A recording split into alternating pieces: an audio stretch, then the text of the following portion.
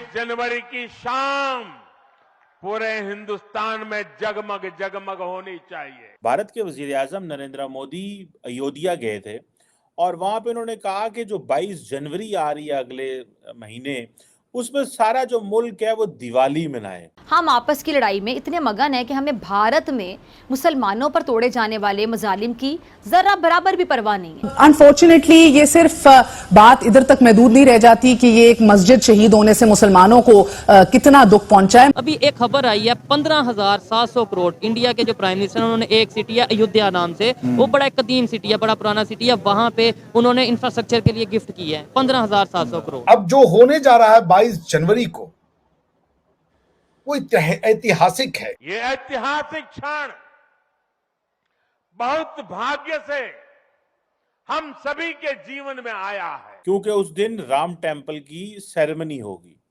Doctor साहब, उन्होंने ये भी कहा कि जो राम भक्त हैं उन्होंने 550 साल इंतजार किया है इस दिन का। और आज हमारे प्रधानमंत्री जी ने जब कहा कि 22 जनवरी जब ये प्राण प्रतिष्ठा होगी और उस दिन जो है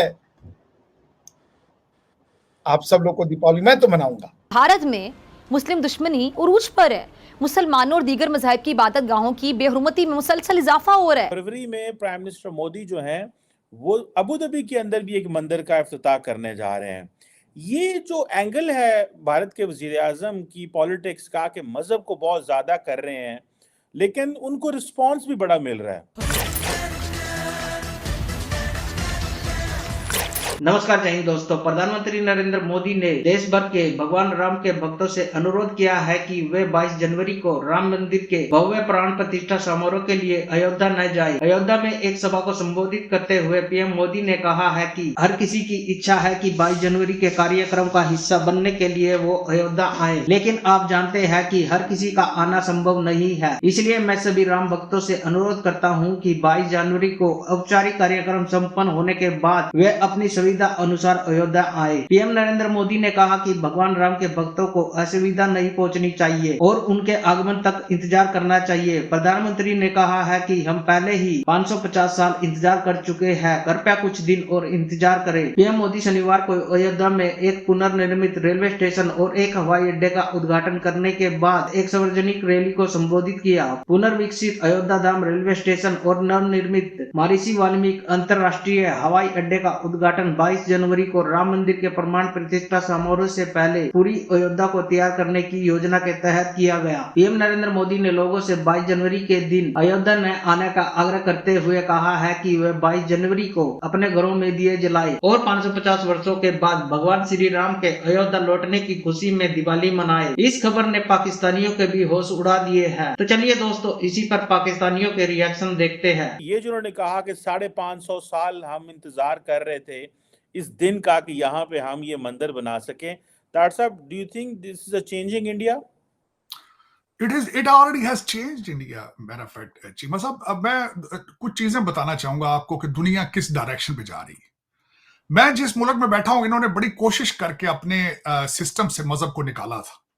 इन्होंने क्रिश्चियनिटी को निकाला था बड़ी मुश्किल से, क्योंकि क्रिश्चियनिटी वाज पोप का, आपको पता है जो रुतबा था, सिलसिला था यूरोप में, और उसके बाद कैथोलिक रिलीजन में वो सारा सिलसिला। तो इन्होंने बड़ी मेहनत के साथ ये सारी चीजें निकाली थी।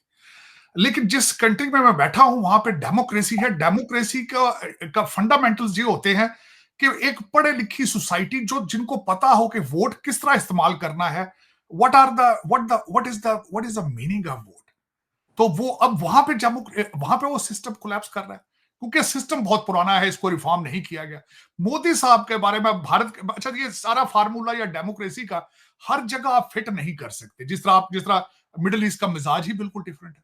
अब इस तरह अगर देखा जाए तो भारत के अंदर पहले जो कांग्रेस पार्टी है या दूसरी पार्टियां हैं, वो मुसलसल अपने आप को सेकुलर समझती रही हैं, सेकुलर करते रहे हैं, और उसके बाद तरक्की नहीं कर सके। उसकी वजह यह कि कोलिजन गवर्नमेंट्स बनती थी, और जो कोलिजन गवर्नमेंट्स होती हैं वो डिलीवर कुछ नहीं कर पाती।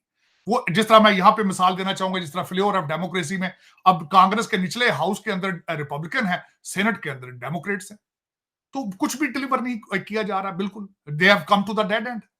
तो दर हकीकत तरक्की मुल्क तभी करते हैं जब एक पार्टी स्ट्रांग हो, और वो चाहे अच्छा नेशनलिस्ट होगी तो मुल्क तरक्की कर जाएगा, करप्ट होगी तो खत्म हो जाएगा फिर। उसमें 50-50 सारा कुछ चलता है। उसमें यह नहीं होता कि कोलिशन गवर्नमेंट है, सारा दिन तकरीरें करके तो घर चले जाते हैं, डिलीवर कुछ नहीं करते। अब बीजेपी, मैं समझता हूं पहली दफा एक ऐसी गवर्नमेंट आई है जिसके पास ओपन मेजॉरिटी थी। और उसमें अब यहां पे देखें, जज्बात एक अलग चीज है, ऑन ग्राउंड रियलिटी एक अलग चीज है। हिंदुस्तान, भारत जो है, मेजॉरिटी कौन है वहां पे? हिंदू। इस सबसे पहले मोदी साहब ने कहा, उनका प्लान ही ये है कि मेजॉरिटी में से मेजॉरिटी के वोट लेंगे, हमें माइनॉरिटी की जरूरत ही नहीं। मेजॉरिटी में से मेजॉरिटी के वोट ले लेंगे, उन्हें जरूरत ही नहीं है, उनको डिलीवर कर जाते हैं, उनका डिलीवर हो रहा है सारा कुछ। और उसमें अगर जो उनका फार्मूला है वो बिल्कुल फिट भी बैठा है कि भारत ने तरक्की भी बहुत की है। इकॉनमी उनकी देख लें आप, 600 बिलियन से ज्यादा उनका इस वक्त फॉरेन एक्सचेंज है, और तरक्की 7.6% उनकी इकॉनमी ग्रोथ। देखें वो जिस तरीके से they are flexing the muscles. अब अगर वो मोदी साहब को चीजें वो सिर्फ ये तो उसका अच्छा, दूसरा इलेक्शन का साल, इलेक्शन का फायदा भी लेंगे वो इस पे, जाहिर है ऑफ कोर्स। लेकिन उसमें अगर देखा जाए तो इसमें हमारे जो मुसलमान हैं वहां पे और दूसरे लोग हैं सारे इसको जज्बाती तौर पर ले जाते हैं। हालांकि जज्बाती नहीं होना चाहिए, ये हकीकत है कि इन्वेडर्स आए थे, उन्होंने कई मंदिरों के अंदर मसाजिद बनाई थी। ये कोई एक बाबरी मस्जिद का अकेले का मसला नहीं था, ये वहां पे क्योंकि वो थे और कन्वर्जन करते रहे बाय फोर्स, इसमें कोई शक नहीं है। आप हिस्टोरिकली कोई किताब पढ़ के देख ले, आप कन्वर्जन ज्यादातर जहां पे हुई है बाय फोर्स हुई है या लालच दे के हुई है, जो कुछ भी जमीनों की जिस तरह भी कन्वर्जन होती रही है। हमारे लोग उसमें जज्बाती बजाय के तारीख को पढ़ने के उसको सेंटी होकर उसको चीजों को देखते हैं।